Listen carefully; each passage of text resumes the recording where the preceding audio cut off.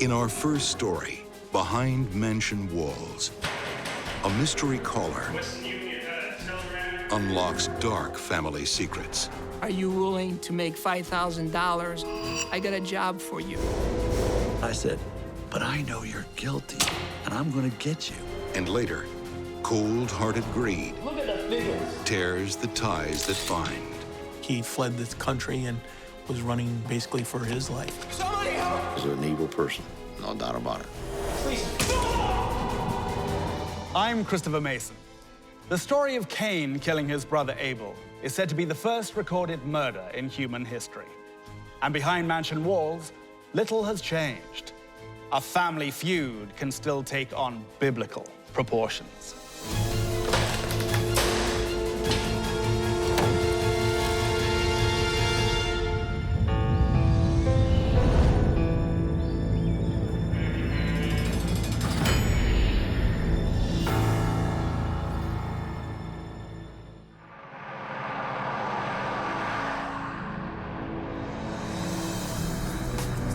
Drive a half-hour north of Akron, Ohio, and you'll begin to notice that the streets are getting nicer. Houses are growing larger. Yards become estates. And families are dynasties. Welcome to Bath Township. Bath is home to billionaire families like the Firestones, the tire kings who made Akron famous as the Rubber City. Bath is wealthy, discreet, and very quiet. The last place one would expect to find the body of a CEO with 2 bullets in the back of his head.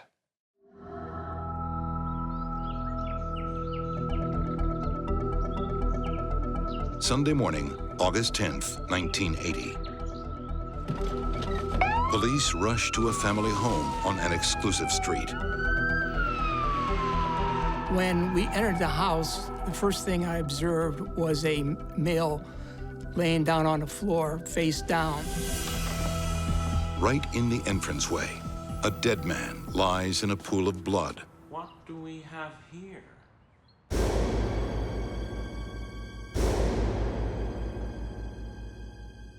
The neighbors haven't heard a sound.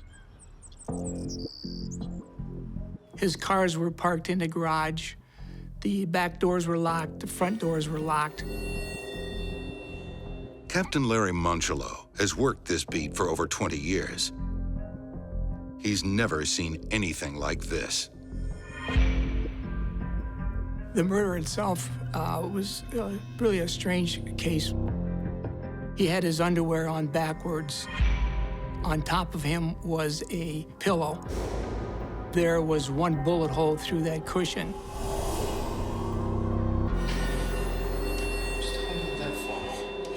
The dead man is Dean Milo, age 41. Father of 3 and a self-made multimillionaire. Yeah, that's fine. Do that. President of the Milo Barber and Beauty Supply Company. He had approximately 97 stores east of the Mississippi along the East Coast.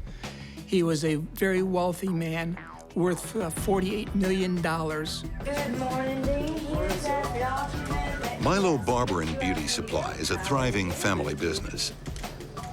Dean Milo is a co-owner with his sister Sophie and brother Fred. A lot of people really liked the Milo family.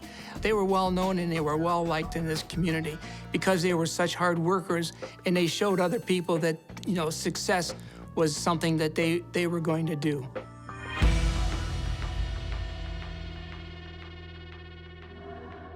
And now, this hard-working company president is the center of a very strange crime scene. His underwear is on backwards. That will always raise an eyebrow. And there are more surprises to come. Next to the door was a telegram from Western Union. It was blank. Upstairs, in the master bedroom, another curious find. When we arrived in the bedroom upstairs to search, We found Christian magazines next to the bed on one side of the bed. On the other side, we saw Playboy magazines. Next to the bed, we found a tissue with semen in it. We found jewelry. We found watches, gold bracelets, and also a check for $24,000 from IRS. Plenty to steal, but nothing missing.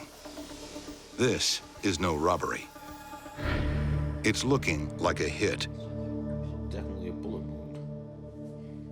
We felt that it was an execution, but we couldn't figure out why. So who wants Dean Milo dead? A business rival? Or maybe a jilted lover? To help police find out, his company hires some backup. So the comptroller of Milo Beauty and Barber Supply, who knew of my reputation, brought me in. Private Detective William Deere. He zeroes in on the heart of Dean Milo's life, the family company. He started a company right out of the trunk of his car with his dad, worked out of their house when he was a young fella, took over, and developed that thing into one of the largest beauty and barber supply in the whole country. But you don't get that big I need to get those documents immediately. without stepping on people's toes. It is not the photo I chose. It's not acceptable. No. The model is wrong. No. I don't need excuses. Why? Here we have a man whose company has grown by leaps and bounds in just a matter of years and putting other people out of business, and we felt there could be some competitive jealousy, or it could be the mob, or, you know, there was just a number of things that everybody had to look at. Veteran investigators Bill Deere and Larry Moncholo chase down different leads, only to reach the same conclusion. Follow the money. After a while, after we got into this, it turned towards the money and the greed, and especially the family. No, this is wrong. I told you yesterday that the G is too big on that, and this is wrong. We need to change it. Oh. Milo Beauty and Barber Supply has become a battleground in a bitter family feud. How'd you go? What? Dean's brother Fred and sister Sophie are meant to have equal shares of the company. But Dean Milo has made himself first among equals. I got something for you. You're gonna be blown away by this idea. Dean was the dynamic one. Dean was the one that was making it grow. Fred and Sophie just were there. No. This is the wrong model. It doesn't make any sense to me. Fred Milo was somebody that never liked to work. Dean and him did not get along very well. What are you doing? Well, you're not listening to me? We first looked at Fred Milo, and I felt he had to be a very good suspect. Except for one important thing. Fred has an airtight alibi. He was out of state on a business trip on the night of the murder. Sister Sophie was also out of town. After months of work, the investigation has hit a dead end. There was a lot of pressure on us, a lot of pressure from the news media, from everywhere about this, because he was so well-liked. But never fear, Private Detective William Deere has a game breaker. I said, look, the way this thing is at now, it's only going to be that money speaks. And we need to put up XYZ dollars, then I bet you we get some results out of it. I said, if we toss out enough bait, something's going to catch on the hook. The bait is a reward of $50,000. Small change in upmarket Bath Township. But on the seamier side of town, bottom feeders come slithering from the darkness. One of them bites, providing a name. A delightful go-go dancer, Terry Lee King. She would stare you down, and she wanted you to blink. Well, then she had you.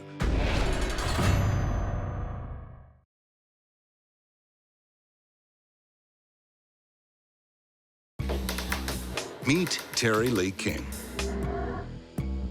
Go-go dancer, cocaine addict, drug courier, and married mother of one. I want to know what I'm doing here. Why have you even brought me here? Answering a few questions for me and then we'll get you. A fellow street criminal has given her up in the hope of scoring a $50,000 reward. He says Terry Lee was trying to hire hitmen to take out Akron millionaire Dean Milo. Terry Lee King said to the guy, "Are you willing to make $5,000? I got a job for you." And the guy asked him what the job was. She says to eliminate a well-known businessman in the Akron area.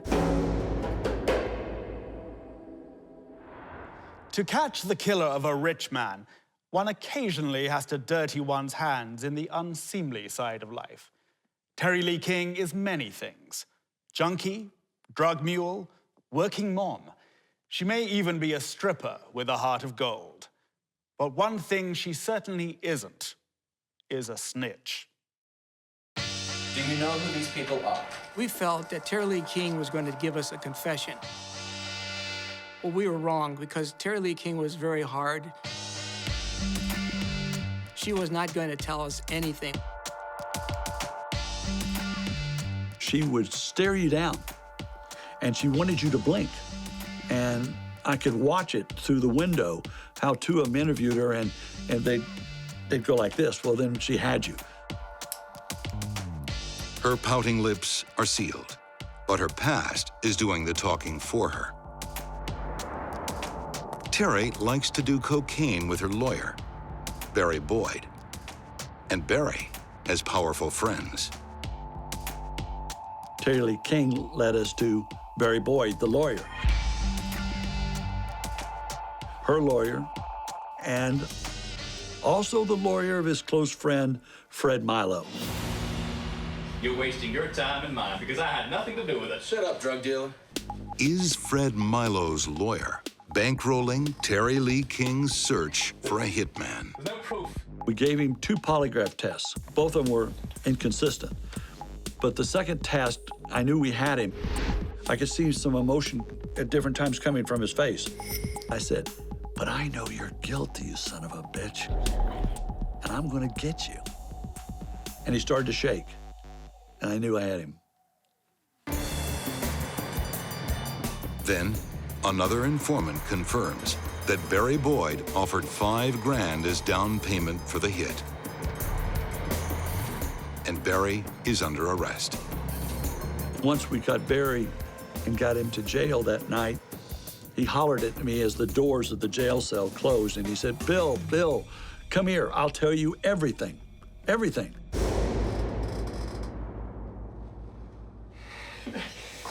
Barry Boyd names the mastermind behind the execution of Dean Milo.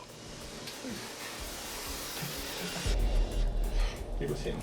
Dean's own brother, Fred. It was Fred Milo. He told us that it was Fred Milo that was behind this whole thing, that wanted his own brother killed. Fred's anger had been building for some time. They had a lot of fights. And back in 1979, Dean Milo was in Boston at a conference, and he learned that Fred Milo and Sophie, the sister, withdrew $150,000 each out of the bank for no reason at all. Dean Milo thinks his own siblings are bad for business. He said, look, you're all fired. Go home. I'll send you your check, but I don't want you here. I will make you guys millionaires. Just stay away from me, and you have nothing to do with this company from now on. Fred couldn't take that. He wanted to control that company. Fred and Sophie Milo are furious with their big brother. Lawsuits start flying between family members. It became crucial between them who was going to be control of this company. And at that point, Fred decided he wanted to be in control of this company and not Dean. Fred Milo's solution is murder. Fred had told Barry Boyd that you get him killed. When you have him killed, I will then make you the corporate lawyer. Barry Boyd also sells out his go-go dancing friend, Terry Lee King. Confronted with the truth, Terry Lee's luscious lips finally start flapping. He gave me some money for a gun. Slowly, but systematically. He told me to hire a hitman. The pieces are slowly but surely systematically falling into place. Soon, there's enough evidence to arrest Fred Milo for conspiracy to murder. We went to Fred Milo's house, knocked on the door. I told Fred Milo that he was under arrest for aggravated murder of his brother. At that time, I looked over at him, and he had wet his pants. Fred has another surprise. At his murder trial, he pleads not guilty by reason of insanity. The reason he pled not guilty by reason of insanity was that his brother drove him to this crime by his conduct against the family. Business should be run by all of us, not just you. You have no idea. You gotta take a good look at yourself. Dean not only was treating his brother and sister improperly, he actually treated his parents improperly, which, being a family, an Albanian family, was the ultimate insult. He was no longer respecting his parents. I think that because of the culture of the family, that he was under pressure to correct the problem. But does that pressure drive Fred insane, or just turn him into a killer?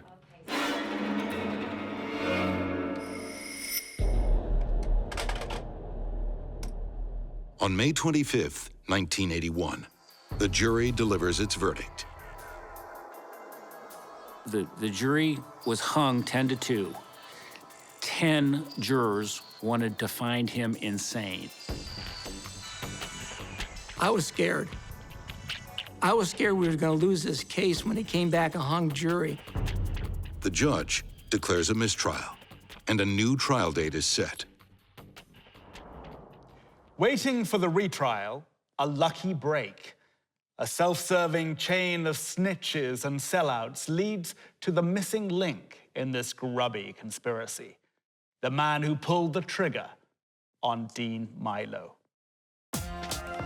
Dave Harden, a 22-year-old drug addict from Arizona, wanted for armed robbery.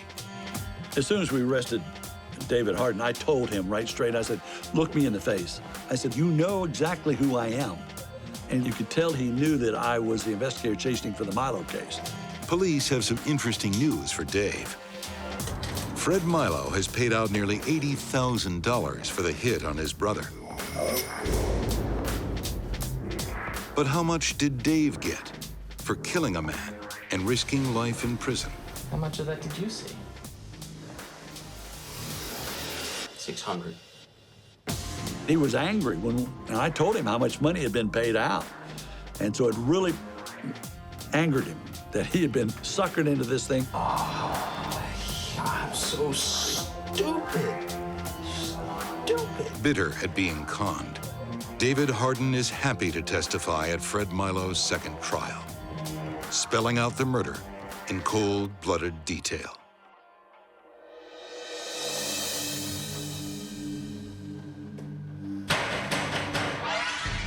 1 a.m.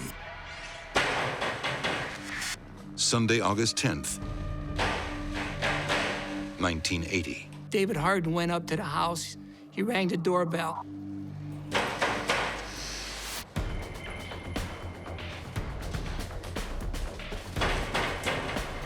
Dean said, who is it? He said, Western Union. Got a telegram for Mr. Milo. David said he handed the telegram through there. He reached for it. When he did, he pushed the door back, knocked Dean down. Dean said, please don't kill me, please don't kill me. Put the gun to his back of his head and shot him.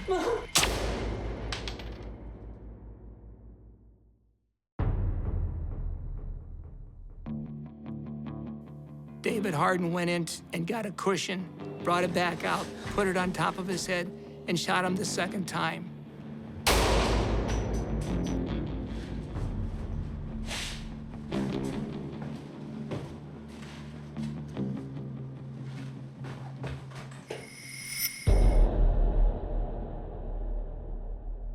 When the jury hears the gruesome details, they reject Fred's insanity plea. Fred Milo, Dave Harden, and 3 others get life for aggravated murder. Milo's attorney, Barry Boyd, the go-go dancer Terry Lee King, and 4 others are found guilty of conspiracy and get lighter terms.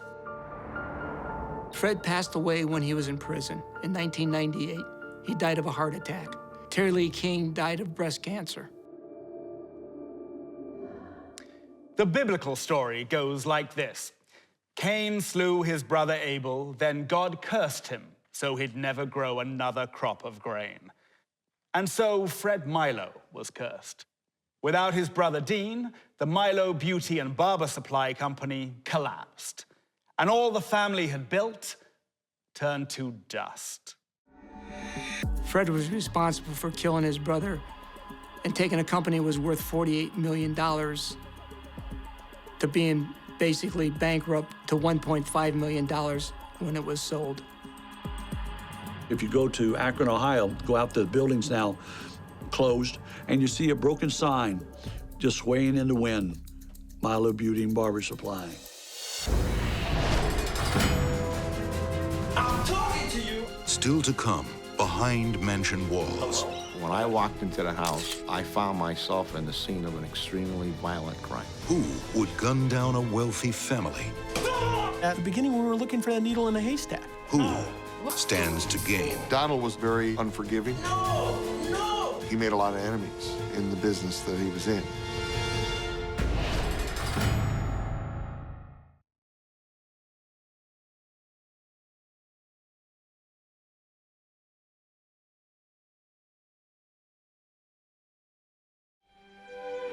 In the world of the wealthy, there are different kinds of money. Old money, new money, and discreet money. The kind you find here, in the tranquil streets of Munster, Indiana. I think a lot of people have moved here or live in this community because of the safety and the good schools and just the community atmosphere that we have in our little town. Very affluent neighborhood, beautiful homes, big trees, you know, a very well-established neighborhood outside of Chicago. Not known for violent crime at all. Help! Help! Until November 9th, 1989. Somebody help! When a blood-spattered man goes running down 35th Street. He was bleeding pretty bad. Help! He shot my mom! Help! That just doesn't happen in a place like Munster. There was a bit of a panic because they saw this guy coming in with blood all over. And he was trying to get a telephone. That blood-stained young man is Mark Lavine. Shot dead on the floor of the family home are his parents, Don and Marcia. Mark is the only survivor and heir to a family fortune of $25 million. Is it okay if I talk? Yes, we do, please. When police arrive, Yale Law graduate Mark Lavine tries to make sense of what happened. That morning, the family planned to drive to Chicago, where Mark was to be sworn in to the Illinois bar. At around 8:50 a.m., there's a knock at the door. Hello? I've got a delivery for you. Oh, sure. You'll need to sign for it. Yeah, okay. In his hand, he had the FedEx package. He also had a Ruger 357 Magnum 6-shot revolver. Down on the ground, don't say anything. Okay. The individual produced a gun. Get down! Okay, okay. The delivery man struck him over the head with the butt of the gun. Please. And Mark Lavine is briefly knocked out, only to be woken by gunfire. It was very brutal. Both of the Lavines were shot twice at close range with, we determined to be a .357 handgun. By this time, the son, Mark, had actually gotten up, gotten his balance, and was running across the street. Help! Somebody help! I shot my mom! When I walked into the house, I found myself in the scene of an extremely violent crime. There was no evidence that anything had been taken from the house as a result of a robbery. And the purpose of the person who shot him was for no other reason than to kill him. The Munster PD has a suburban assassination on its hands. And the first question is, who would want Don and Marcia Lavine dead? They were people that had money and that they were well known in the community as being a very upstanding family. Donald Lavine had a reputation of being a successful businessman. We have 3 weeks. 3 weeks to get this shopping center up and running. He had interests in gold mines, and he was involved in numerous real estate ventures in a number of states. I'm telling you, I'm in charge here. Donald was a very, very shrewd businessman, and that's how he accumulated his wealth and fortune. But Donald Lavine didn't amass his fortune by being Mr. Nice Guy. In business, he was ruthless, making enemies as easily as he made profits. His sister-in-law gave him a nickname, Darth Vader. I've told you so many times, you're not listening. I mean, Donald was a very abrupt, unforgiving. I'm sick of talking to you. And he made a lot of enemies in the business that he was in. Who did Donald make mad enough to do this to him? Donald's little brother, Robert, runs the Arizona arm of his real estate empire. You want enemies of Don Lavine? He's got quite a list. He said his brother was involved in business dealings with members of La Cosa Nostra. If you don't like it, you can hit the highway. That he had made some enemies in the real estate business, had taken advantage of certain situations, and the people that he had taken advantage of had a score to settle with him. This double murder investigation could take a while. He's got a gun. At the beginning, we were looking for that needle in a haystack. And he hit me. But there's a nagging question. People said, well, how come he only hit him on the head? How come he didn't shoot him? Why is the son, Mark Lavine, still alive? The answer to that came special delivery. On that FedEx package were fingerprints. And that was really the key piece of evidence right there.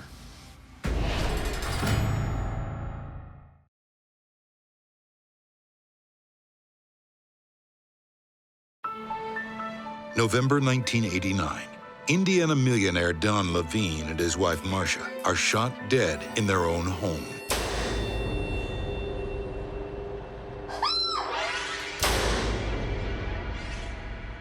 Their only child, Mark, makes a lucky escape. He gave us not a good, but an excellent physical description of the person who killed his parents. He was, about a head higher and a beard.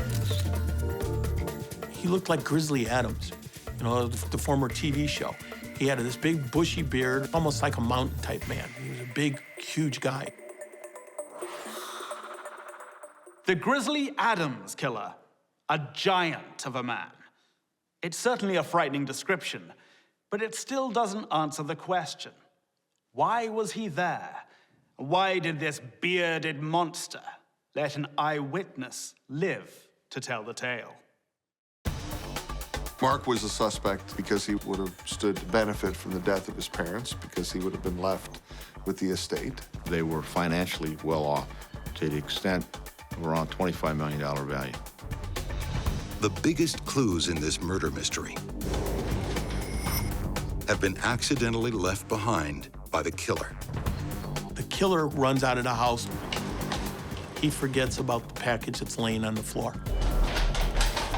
The package is the hitman's prop for his disguise as a delivery man. It's covered in fingerprints, and it contains an important clue, a map. On the map, it basically shows the route from Midway Airport to the house in Munster.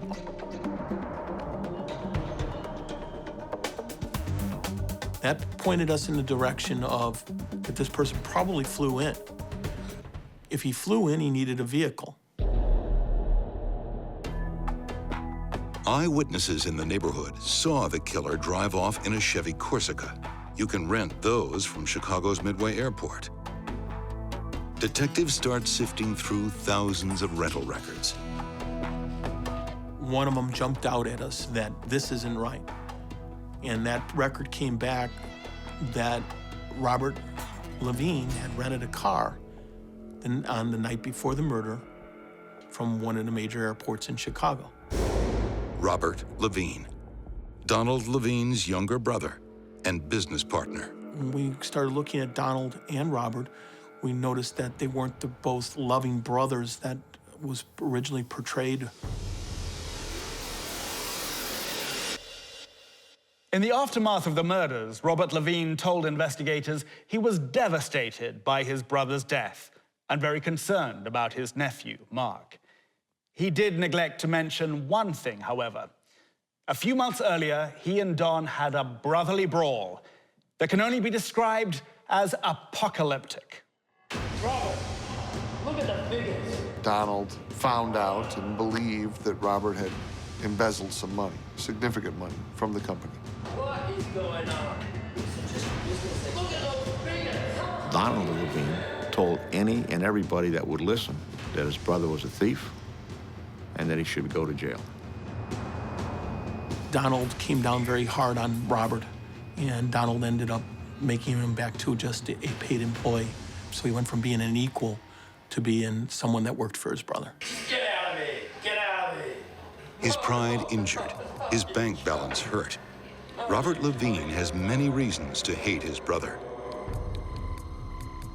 But on the morning of the murders, he is 1,600 miles away in Phoenix, Arizona.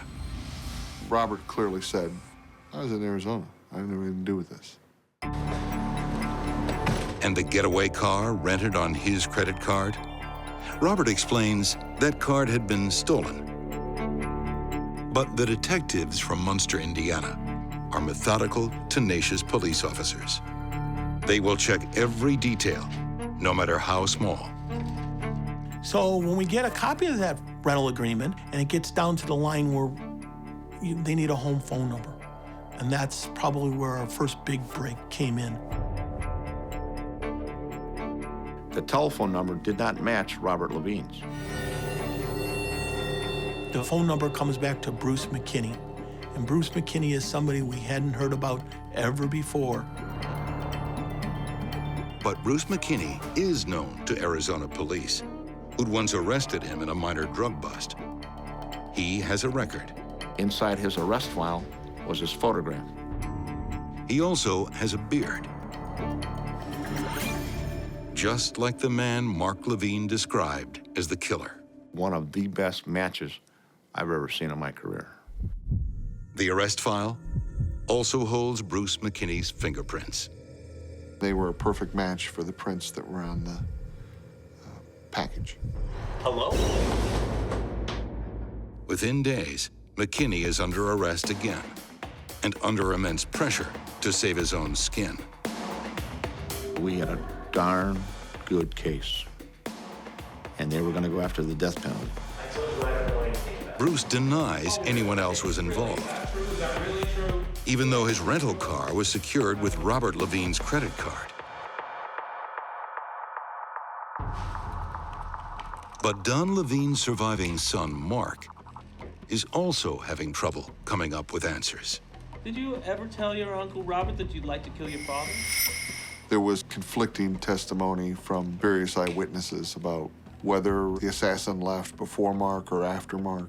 No, I mean, nothing that was said seriously, so... He did no, not no. attend his parents' funeral, There's a difference between saying something and actually meaning it. which raised a lot of, suspicion. Do you know Bruce McKinney? No. And they gave him a polygraph examination, which the polygraph examiner had concluded was inconclusive. Capturing the gunman will not be sufficient in this case. Detectives must find the hand that pulls the strings. It looks like a family affair, but who? The brother or the son?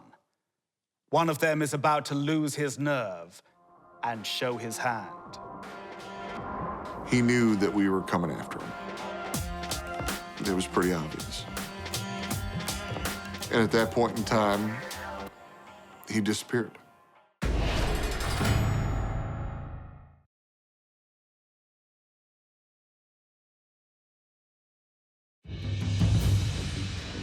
At age 40, Bruce McKinney has made a deal with the devil And you're going to tell me why you know right now. for the promise of $1 million. Of course it's true. Well, have a look at this. But who is that devil? Now he must decide if his soul and his life are worth saving. Do you really want to go to jail for a couple of rich guys?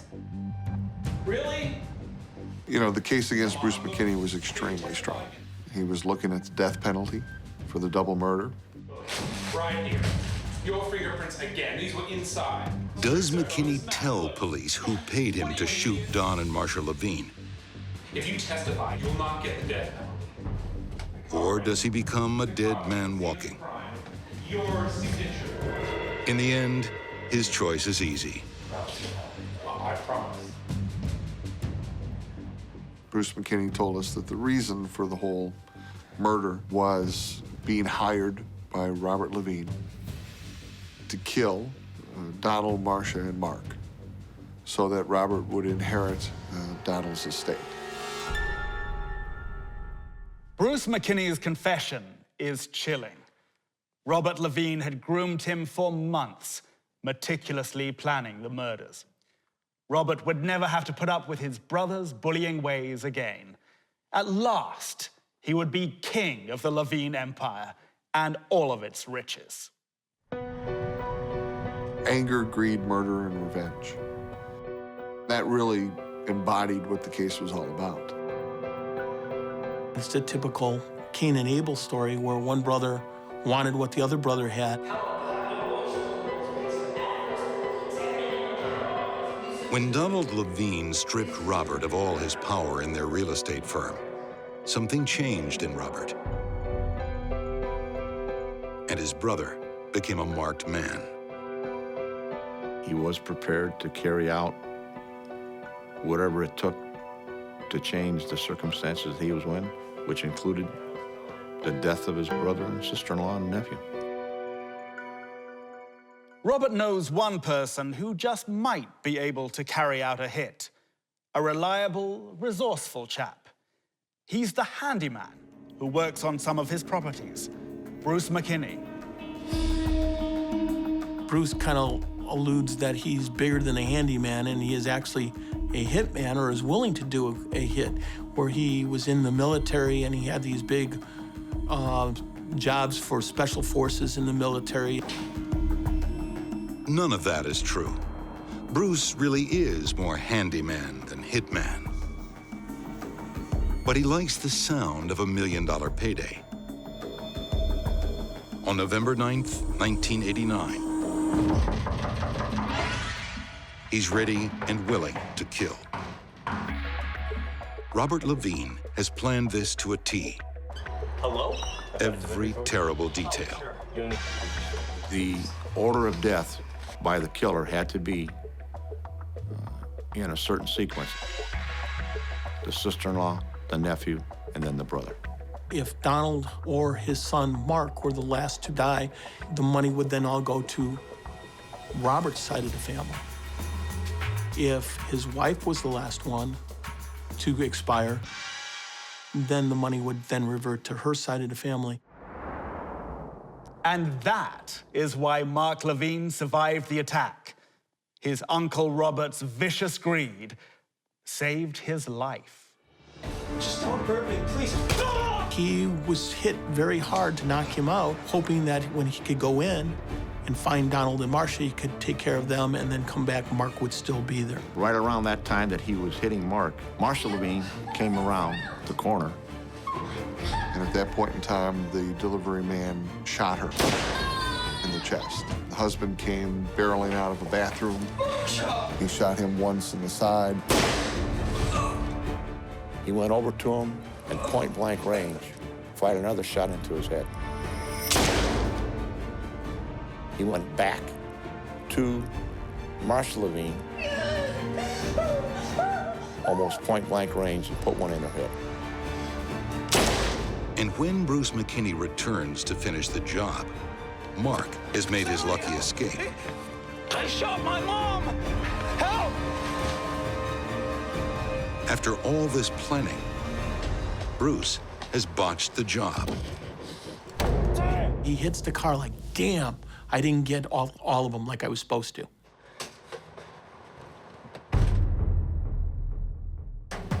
With Bruce McKinney's confession and irrefutable evidence, the FBI swoop in to arrest Robert Lavine. But they're too late. Robert took off and ran on us. The FBI had him as a wanted fugitive. He was going back and forth in California, into Mexico, and living the life on the run. 5 months later, Robert Lavine finally surrenders. In October 1991, he is convicted of conspiracy and murder and sentenced to life in prison.